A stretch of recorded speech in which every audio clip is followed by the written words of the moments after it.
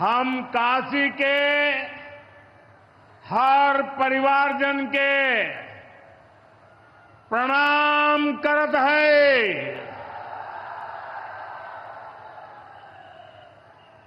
UP के मुख्यमंत्री Yogi Adityanath ji, deputy CM Keshav Prasad Maurya ji,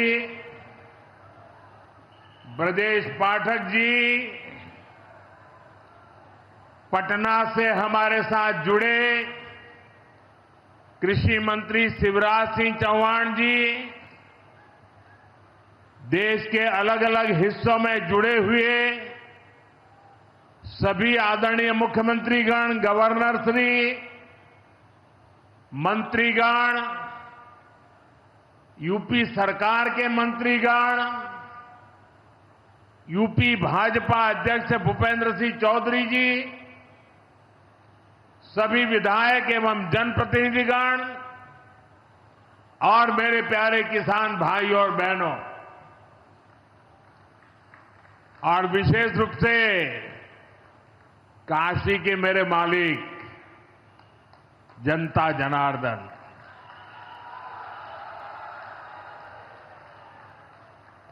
आज हम काशी से देश भर के लाखों किसानों से जुड़े हुए हैं।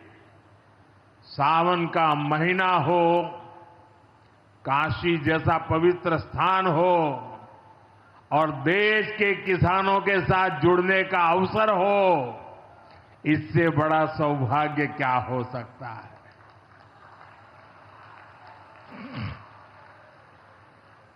आज मैं ऑपरेशन सिंदूर के बाद पहली बार काशी आया हूं।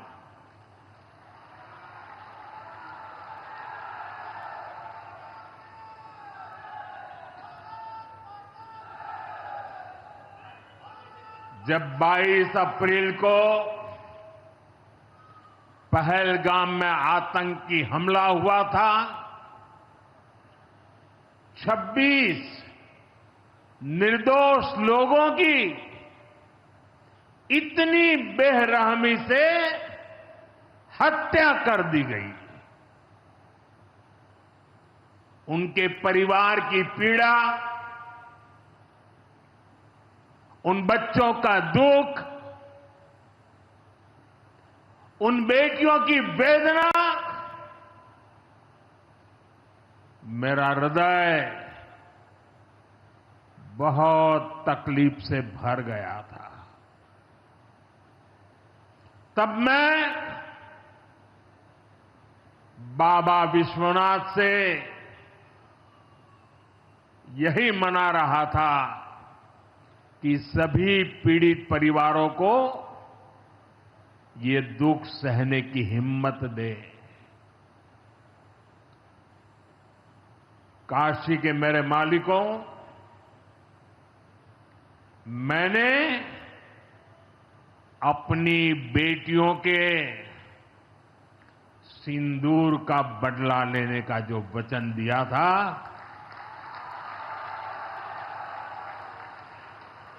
वो भी पूरा हुआ है।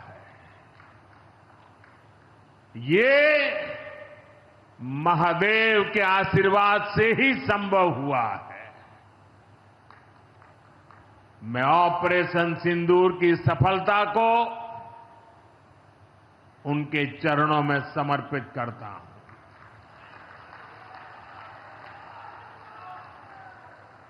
साथियों,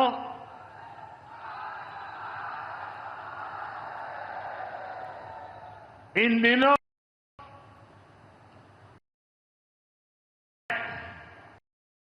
गंगा जल लेकर जाते हुए शिव भक्तों की तस्वीरें जब देखने का अवसर मिल रहा है, दिव्य तस्वीरें, और खासकर सावन के पहले सोमवार को जब हमारे यादव बंधु बाबा का जलाभिषेक करने निकलते थे, गौरी केदारेश्वर से कंधे पर गंगा जल लेकर यादव बंधुओं का समूह, कितना मनोरम दृश्य होता है।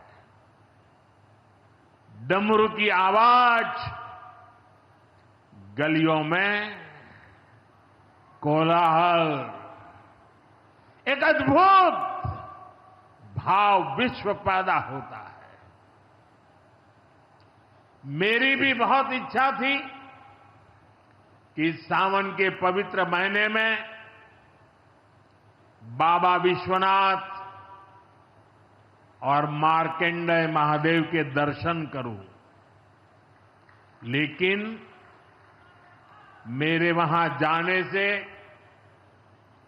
महादेव के भक्तों को असुविधा न हो, उनके दर्शन में बाधा न पड़े, इसलिए मैं आज यहीं से भोलेनाथ और मां गंगा को प्रणाम कर रहा हूं।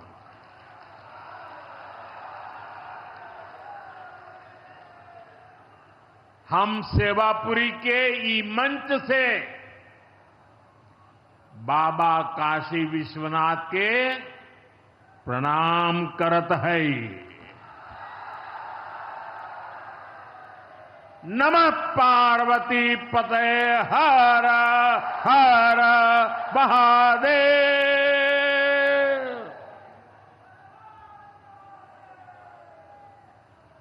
साथियों, कुछ दिनों पहले मैं तमिलनाडु में था। मैं वहां 1000 साल पुराने एक ऐतिहासिक मंदिर गया था, गंगईकोंडा चोलापुरम मंदिर। ये मंदिर देश की शैव परंपरा का एक प्राचीन केंद्र है। ये मंदिर हमारे देश के महान और प्रसिद्ध महान राजा राजेंद्र चोल ने बनवाया था। राजेंद्र चोल ने उत्तर भारत से गंगा जल मंगवाकर उत्तर को दक्षिण से जोड़ा था। 1000 साल पहले अपनी शिव भक्ति और शैव परंपरा के जरिए राजेंद्र चोल ने एक भारत श्रेष्ठ भारत का उद्घोष किया। आज काशी तमिल संगमम जैसे प्रयासों के जरिए हम उसे आगे बढ़ाने का एक नम्र प्रयास कर रहे हैं। और मैं जब अभी गंगईकोंडा चोलापुरम गया तो मेरे लिए बहुत संतोष की बात है कि 1000 साल बाद आपके आशीर्वाद से मैं भी गंगा जल ले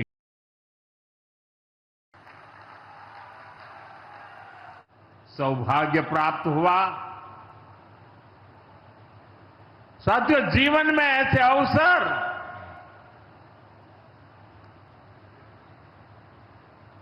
बहुत प्रेरणा देते हैं। देश की एकता की हर बात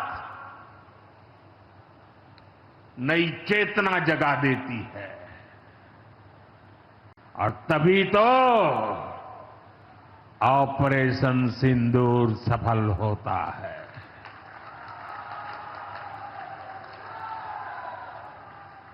140 करोड़ देशवासियों की एकता ऑपरेशन सिंदूर की ताकत बन जाती है। साथियों, ऑपरेशन सिंदूर जवानों के पराक्रम का वो पल और आज किसानों को प्रणाम करने का अवसर। आज यहां एक विराट किसान उत्सव का आयोजन हो रहा है। देश के 10 करोड़ किसान भाइयों बहनों के खातों में 21,000 करोड़ रुपए पीएम किसान सम्मान निधि के रूप में भेजे गए हैं। और जब काशी से धन जाता है ना, वो तो अपने आप प्रसाद बन जाता है।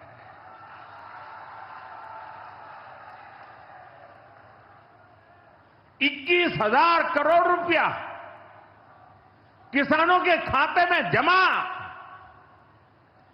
साथियों, आज यहां भी 2,000 करोड़ रुपए से ज्यादा की विकास परियोजनाओं का लोकार्पण और शिलान्यास भी हुआ है। बाबा के आशीर्वाद से काशी में विकास की अविरल धारा मां गंगा के साथ साथ आगे बढ़ रही है। मैं आप सभी को, देश के किसानों को बहुत बहुत बधाई देता हूं।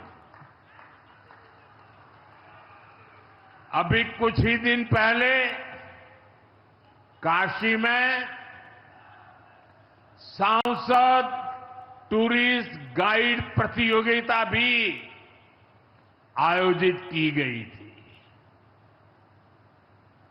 यानी स्पर्धा के द्वारा स्किल डेवलपमेंट, स्वयं प्रयास से स्किल डेवलपमेंट, उसके अनेक प्रयोग आज काशी की भूमि में हो रहे हैं।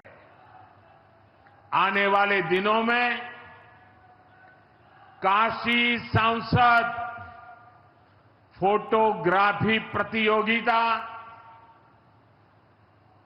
सांसद रोजगार मेला समेत कई और आयोजन भी होने वाले हैं। मैं यहां सरकार के सभी मुलाजिमों को, सरकार के सभी अधिकारियों को भी सार्वजनिक रूप से बहुत बहुत बधाई देता हूं, ताकि वे जनभागीदारी से युवा पीढ़ी को जोड़ करके ऐसे अद्भुत कार्यक्रमों की रचना करते हैं और सफलतापूर्वक उसको आगे बढ़ाते हैं। इस काम में जुड़े हुए सभी अधिकारी भी बहुत बहुत बधाई के पात्र हैं। जो ये प्रतियोगिता में हिस्सा ले रहे हैं, उनको भी मेरी बहुत बहुत शुभकामनाएं हैं। साथियों, हमारी सरकार निरंतर किसानों की खुशहाली के लिए काम कर रही है। पहले की सरकारों में किसानों के नाम पर हुई एक घोषणा भी पूरी होना मुश्किल होता था, लेकिन भाजपा सरकार जो कहती है वो करके दिखाती है।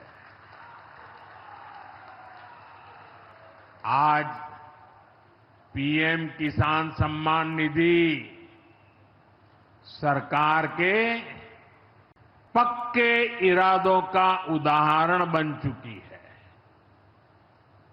भाइयों बहनों, आपको याद होगा 2019 में जब पीएम किसान सम्मान निधि शुरू हुई थी, तब सपा, कांग्रेस जैसे विकास विरोधी लोग, विकास विरोधी दल कैसी कैसी अफवाहें फैला रहे थे, लोगों को गुमराह कर रहे थे, किसानों को उलझन में डालते थे। कोई कहता था मोदी भले योजना लाया, लेकिन 2019 का चुनाव जाएगा, ये सब बंद हो जाएगा। इतना ही नहीं, मोदी ने जो पैसा अभी जमा किया है ना, वो भी वापस निकाल देगा। कैसा झूठ बोलते हैं। और यही देश का दुर्भाग्य है कि निराशा की गर्त में डूबा हुआ विरोधी मानसिकता वाले लोग ऐसी ही झूठी सच्चाई को लेकर के जी रहे हैं। ये सिर्फ किसानों से, देश के लोगों से झूठ बोल सकते हैं। आप मुझे बताइए, क्या इतने वर्षों में कभी एक भी किस्त बंद हुई क्या? पीएम किसान सम्मान निधि बिना ब्रेक के जारी है। आज तक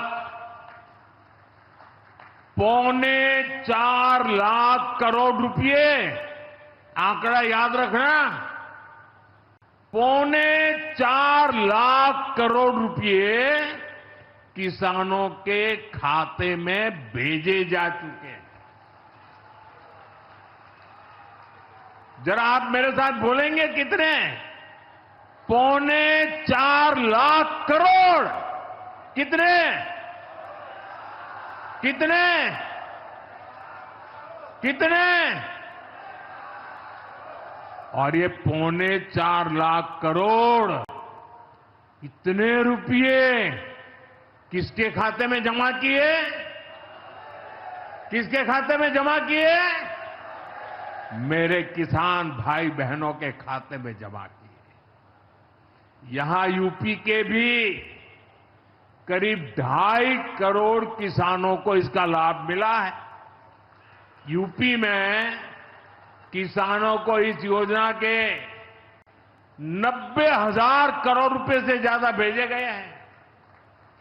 इतना ही नहीं, मेरी काशी के किसानों को भी करीब करीब 900 करोड़ रुपए मिले हैं।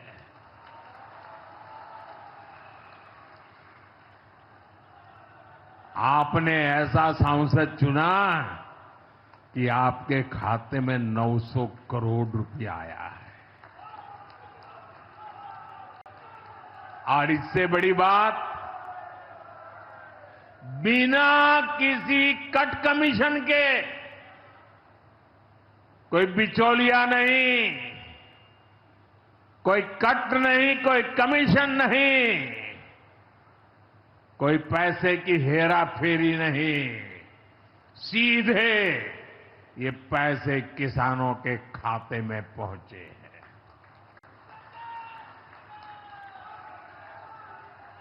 और मोदी ने ये परमानेंट व्यवस्था बना दी है। ना लीकेज होगी, न गरीब का हक छीना जाएगा। साथियों, मोदी के विकास का मंत्र है, जो जितना पिछड़ा उसे उतनी ज्यादा प्राथमिकता। जो जितना पिछड़ा उसे ज्यादा प्राथमिकता। इस महीने केंद्र सरकार ने एक और बड़ी योजना को मंजूरी दी है। इसका नाम है प्रधानमंत्री धन धान्य कृषि योजना। इस योजना पर 24,000 करोड़ रुपए किसानों के कल्याण के लिए, कृषि व्यवस्था के लिए, कृषि विकास के लिए 24,000 करोड़ रुपए खर्च किए जाएंगे। देश के ऐसे जिले जो पिछली सरकारों की गलत नीतियों के कारण विकास की राह में पिछड़ गए, पिछड़े रह गए, जो कृषि उत्पादन भी कम हो रहा है, जहां किसानों की आमदनी भी कम है, अरे कोई पूछने वाला नहीं था, उन जिलों पर प्रधानमंत्री धन धान्य कृषि योजना का फोकस होगा। इससे यूपी के भी लाखों किसानों को फायदा होगा। साथियों, किसानों के जीवन में बदलाव के लिए, उनकी आय बढ़ाने के लिए, खेती पर होने वाला खर्च कम करने के लिए एनडीए सरकार पूरी शक्ति से काम कर रही है, पूरी ताकत लगा रही है।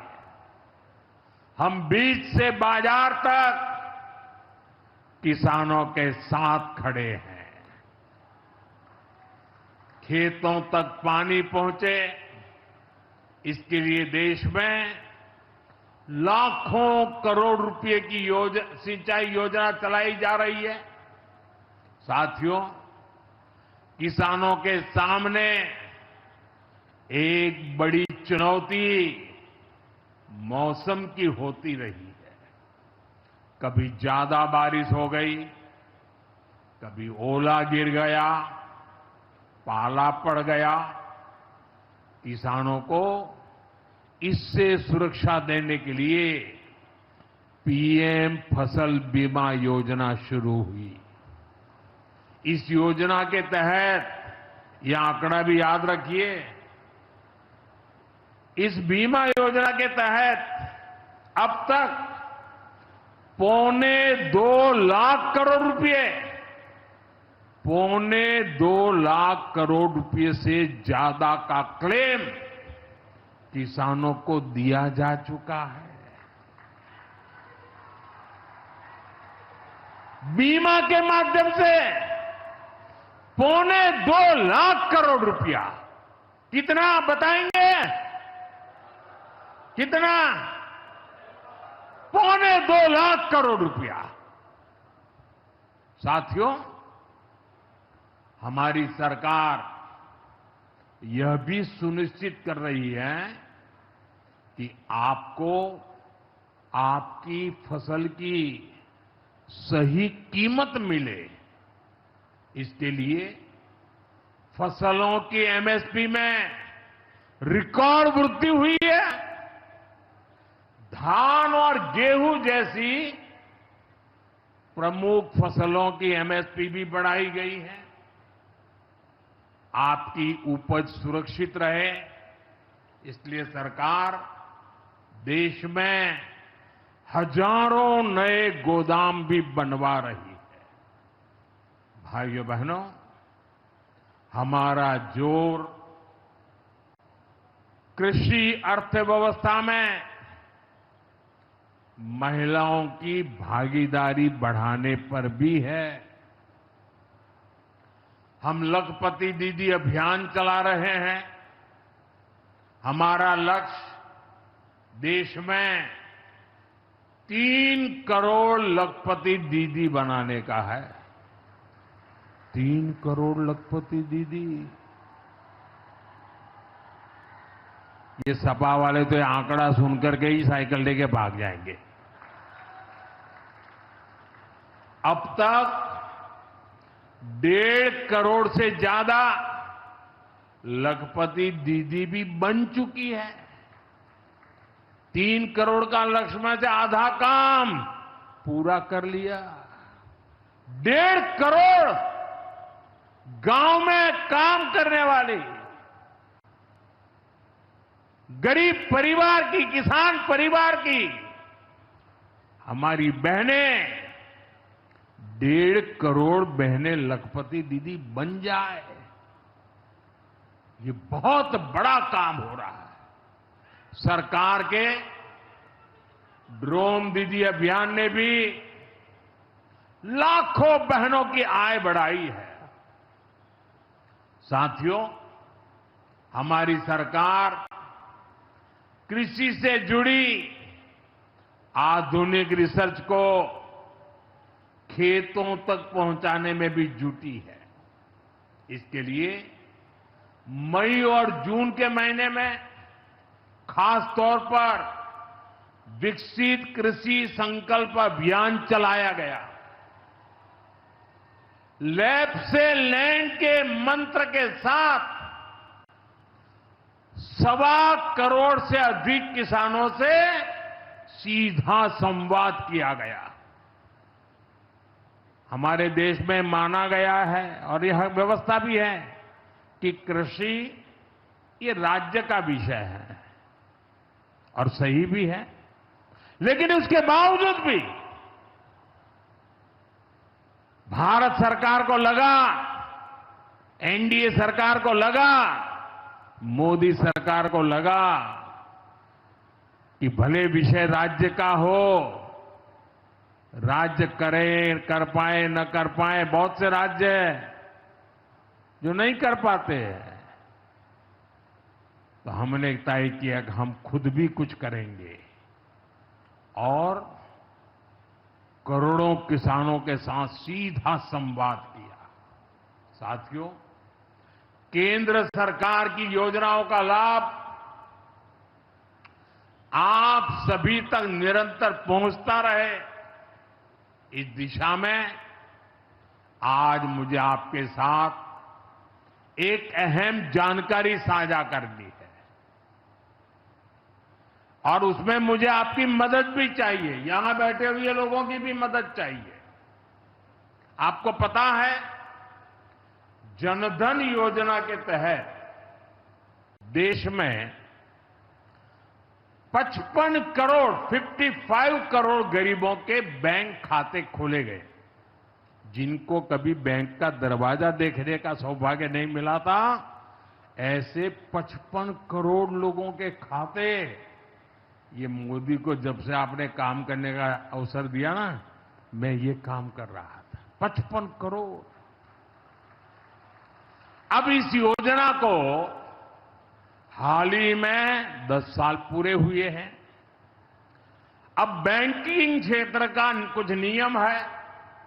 वो नियम ये कहते हैं कि 10 साल बाद बैंक खातों का दोबारा से केवाईसी करना जरूरी होता है। एक प्रक्रिया पूरी करनी होती है। अब आप बैंक में जाएं, करें या न करें, पहले सब आपको करना होता है। अब मैंने थोड़ा आपका भार कम करने का बीड़ा उठाया है, तो मैंने बैंक वालों से कहा कि लोग आएं, केवाईसी करें, अच्छी बात है। हमें नागरिकों को हमेशा जागृत रखना चाहिए, लेकिन हम क्या एक अभियान चला सकते हैं? मैं आज रिजर्व बैंक का, हमारे देश की सभी बैंकों का, बैंक के सभी कर्ता धर्ताओं का हृदय से अभिनंदन करना चाहता हूं। आज उन्होंने एक ऐसा काम उठाया है जो हमें गर्व से भर देता है। बैंक के लोग इस 10 करोड़ लोगों को, अरे 10 साल के बाद ये 55 करोड़ लोग अपना फिर से रिव्यू करें, इसलिए केवाईसी जो करना है, इस काम को पूरा करने के लिए 1 जुलाई से देश भर में बहुत बड़ा अभियान चल रहा है। हमारे बैंक स्वयं हर ग्राम पंचायत तक पहुंच रहे हैं, वहां पर जाकर के मेला लगाते हैं। अब तक ऐसी करीब 1 लाख ग्राम पंचायत में बैंक अपने कैंप, अपना मेला लगा चुके हैं।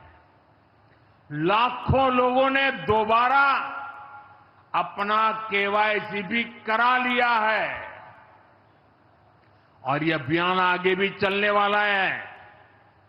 मैं ऐसे हर साथी जिसका जनधन खाता है उससे आग्रह करूंगा कि वो फिर से अपना केवाईसी जरूर करा ले।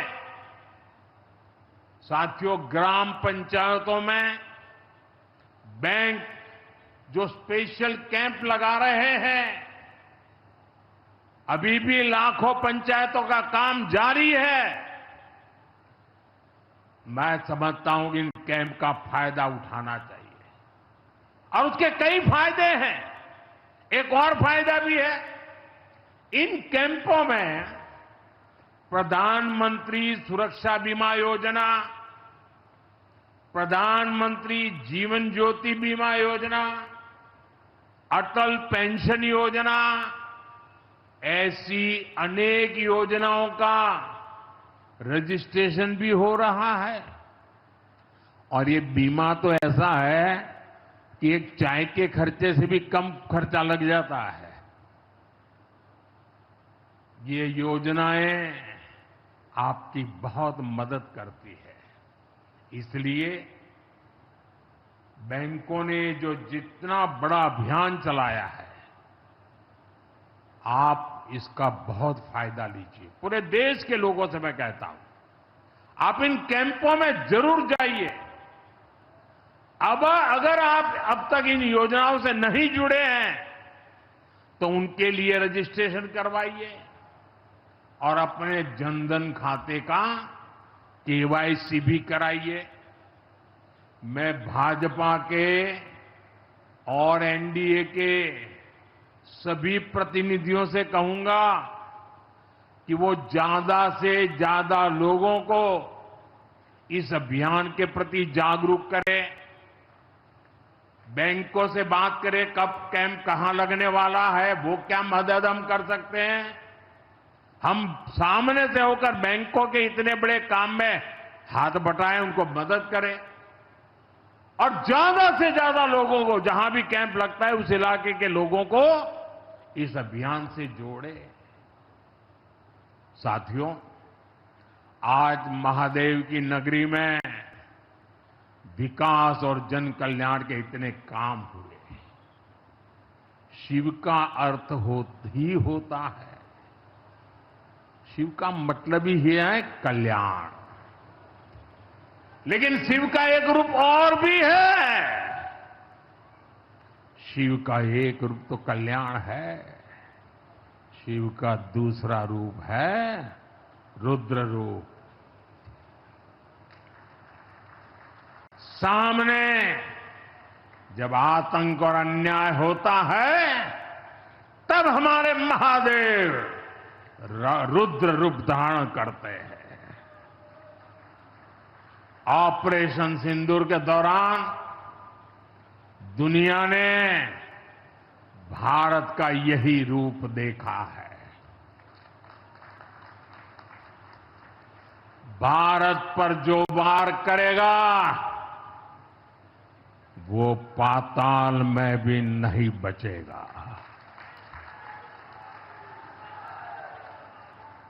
लेकिन भाइयों बहनों, दुर्भाग्य से ऑपरेशन सिंदूर की सफलता पर हमारे देश के कुछ लोगों को भी पेट में दर्द हो रहा है।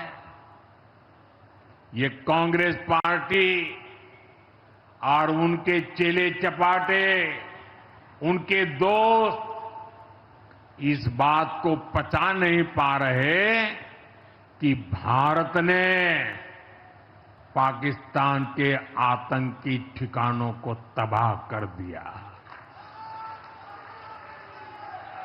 मैं मेरे काशी के मालिकों से पूछना चाहता हूं, भारत की ताकत से आपको गर्व होता है कि नहीं होता है? ऑपरेशन सिंदूर से गर्व होता है कि नहीं होता है? आतंकियों के ठिकानों को नष्ट करने का आपको गर्व होता है कि नहीं होता है? साथियों, आपने वो तस्वीरें देखी होगी कैसे हमारे ड्रोन्स, हमारे मिसाइल्स ने सटीक वार करके आतंक के हेडक्वार्टर्स को खंडहर बना दिया। पाकिस्तान के कई सारे एयरबेस तो आज भी आईसीयू में पड़े हैं। पाकिस्तान दुखी है, ये तो सब कोई समझ सकता है, लेकिन पाकिस्तान का ये दुख कांग्रेस और सपा से सहन नहीं हो पा रहा। उधर आतंक का आकार होता है, इधर कांग्रेस सपा वाले आतंकियों की हालत को देखकर रोते हैं। साथियों, कांग्रेस हमारी सेनाओं के पराक्रम का लगातार अपमान कर रही है। कांग्रेस ने ऑपरेशन सिंदूर को तमाशा कहा है। आप मुझे बताइए, सिंदूर कभी भी तमाशा हो सकता है क्या? हो सकता है क्या? क्या सिंदूर को तमाशा कोई कह सकता है क्या? हमारी सेना का पराक्रम और बहनों के सिंदूर का बदला तमाशा कहने की ये हिम्मत, ये निर्लज्जता, भाइयों बहनों, वोट बैंक और तुष्टीकरण की इस राजनीति में ये समाजवादी पार्टी भी पीछे नहीं है। ये सपा के नेता संसद में कह रहे थे, पहलगाम के आतंकवादियों को अभी क्यों मारा? अब बताइए, क्या उनको फोन करूं क्या? सपा वालों को मारूं कि ना मारूं? कोई मुझे बताए भाई, सामान्य बुद्धि से बताए, क्या आतंकवादियों को मारने के लिए भी क्या इंतजार करना चाहिए क्या? क्या उन्हें भागने का मौका देना था क्या? ये वही लोग हैं जो यूपी में जब सत्ता में थे तब आतंकवादियों को क्लीन चिट देते थे, बम धमाके करने वाले आतंकियों से मुकदमे वापस लेते थे। अब उन्हें आतंकवादियों के मारे जाने पर परेशानी हो रही है। इन्हें ऑपरेशन सिंदूर के नाम पर परेशानी हो रही है। मैं इन लोगों को काशी की धरती से कहना चाहता हूं, ये नया भारत है।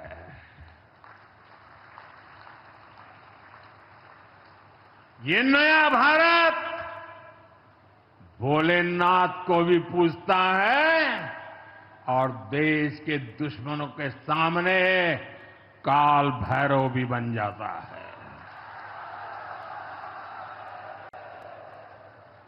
साथियों, ऑपरेशन सिंदूर के दौरान भारत के स्वदेशी हथियारों की ताकत पूरी दुनिया ने देखी है। हमारे एयर डिफेंस सिस्टम, हमारी स्वदेशी मिसाइलें, स्वदेशी ड्रोन्स, इन्होंने आत्मनिर्भर भारत की ताकत को साबित किया है। खासकर हमारी ब्रह्मोस मिसाइलें, इनकी दहशत भारत के हर दुश्मन के भीतर भर गई है। पाकिस्तान में कहीं हुई ब्रह्मोस आवाज आ जाए ना तो नींद नहीं आती। मेरे प्यारे भाई बहनों, मैं यूपी का सांसद हूं। यूपी के सांसद के नाते मुझे खुशी है कि वो ब्रह्मोस मिसाइलें हमारे यूपी में भी बनेगी।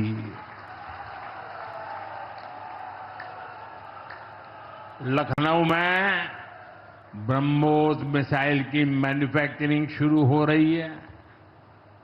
यूपी डिफेंस कॉरिडोर में भी कई बड़ी डिफेंस कंपनियां अपने प्लांट लगा रही है। आने वाले समय में यूपी में बने हथियार, हिंदुस्तान के हर भाग में बने हथियार भारतीय सेनाओं की ताकत बनेंगे। मुझे साथियों बताइए, जब ये आत्मनिर्भर सैन्य शक्ति की बात सुनते हैं, आपको गर्व होता है कि नहीं होता है?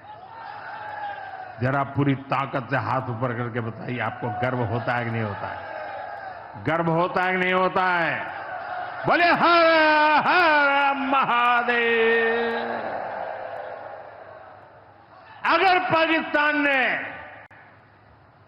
फिर कोई पाप किया तो यूपी में बनी मिसाइलें आतंकियों को तबाह कर देगी।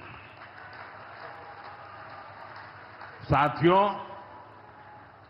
आज यूपी इतनी तेज गति से औद्योगिक विकास कर रहा है। देश और दुनिया की बड़ी बड़ी कंपनियां यहां निवेश कर रही हैं। इसके पीछे भाजपा सरकार की विकासपरक नीतियों की बड़ी भूमिका है। सपा के समय में यूपी में अपराधी बेखौफ थे और निवेशक यहां आने से भी डरते थे, लेकिन भाजपा की सरकार में अपराधी में खौफ है और निवेशक यूपी के भविष्य में भरोसा देख रहे हैं। मैं विकास की इस रफ्तार के लिए यूपी सरकार को बधाई देता हूं। साथियों, मुझे संतोष है कि काशी में विकास का महायज्ञ लगातार जारी है।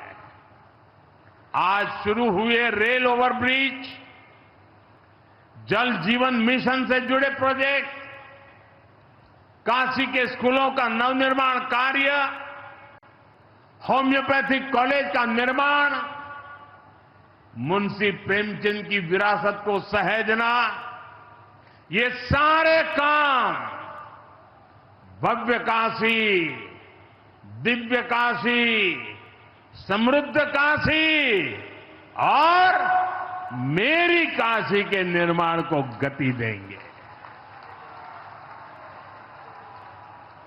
यहां सेवापुरी में आना भी सौभाग्य से ही होता है। ये मां कालका देवी की ड्योढ़ी है। मैं यहां से मां कालका के चरणों में वंदन करता हूं।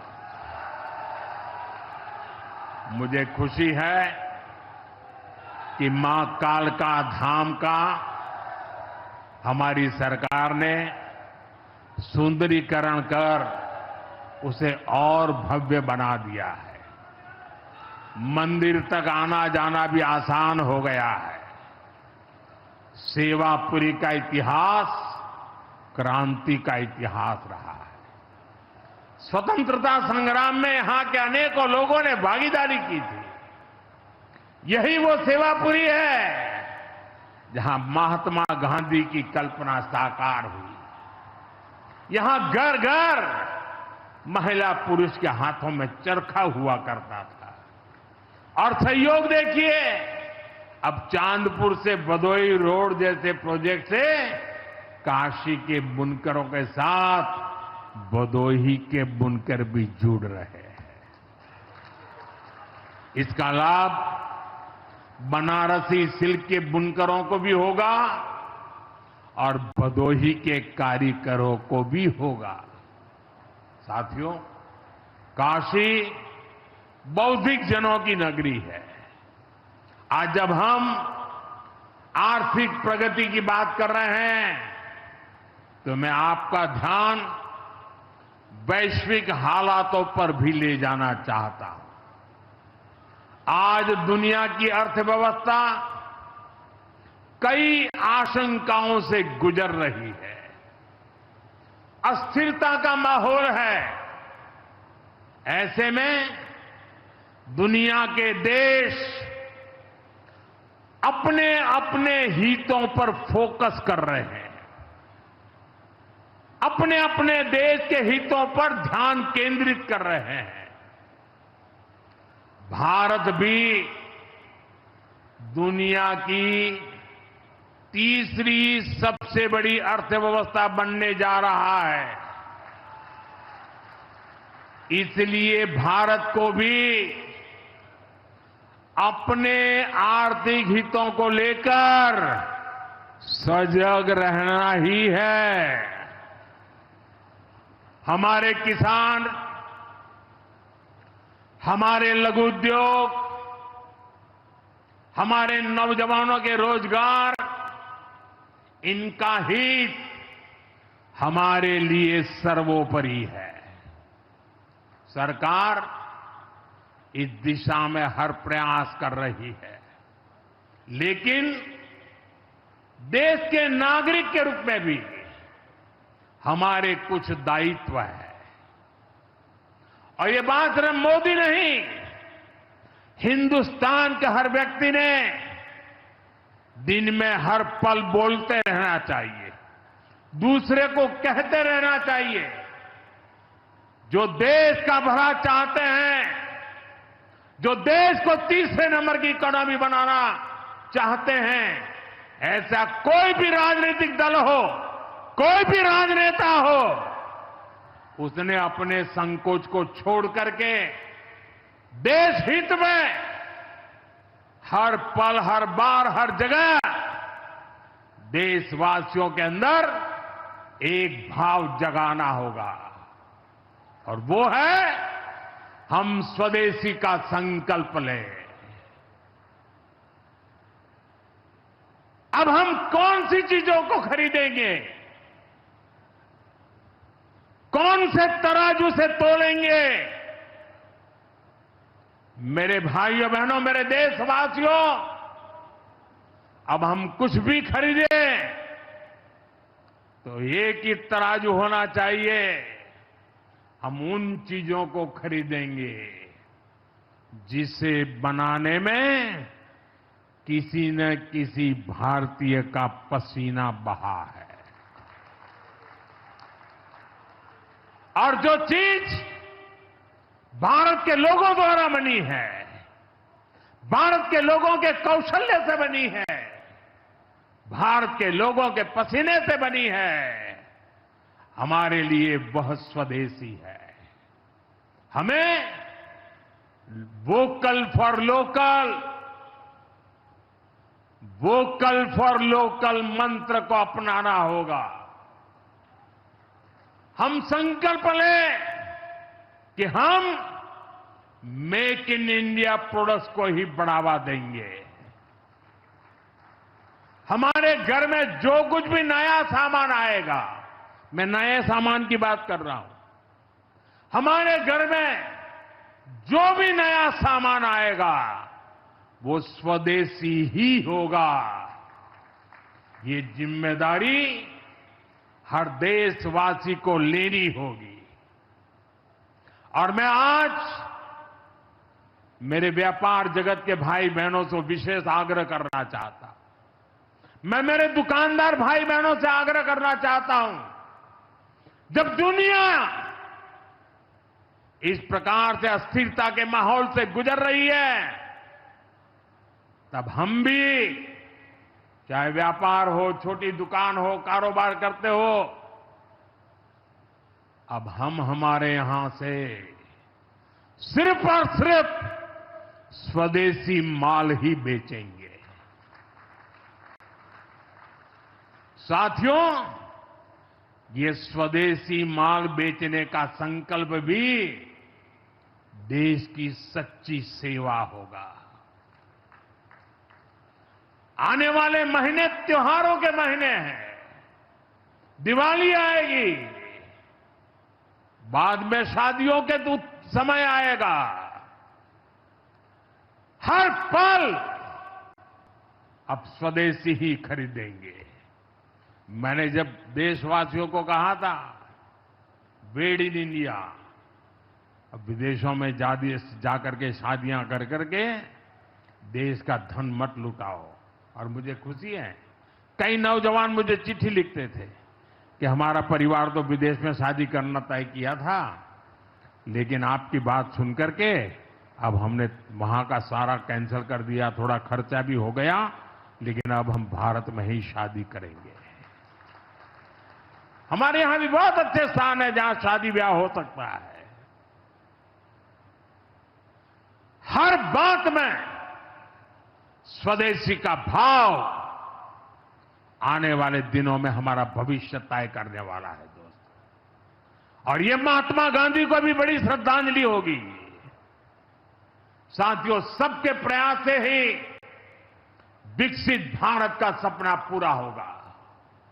एक बार फिर आपको आज के विकास कार्यों की बहुत बहुत बधाई देता हूं। और भविष्य में वोकल फॉर लोकल, खरीदेंगे तो स्वदेशी खरीदेंगे, घर सजाएंगे तो स्वदेशी से सजाएंगे, जिंदगी बढ़ाएंगे तो स्वदेशी से बढ़ाएंगे। इस मंत्र को लेकर के चल पड़े। बहुत बहुत धन्यवाद। मेरे साथ बोले हर हर महादेव।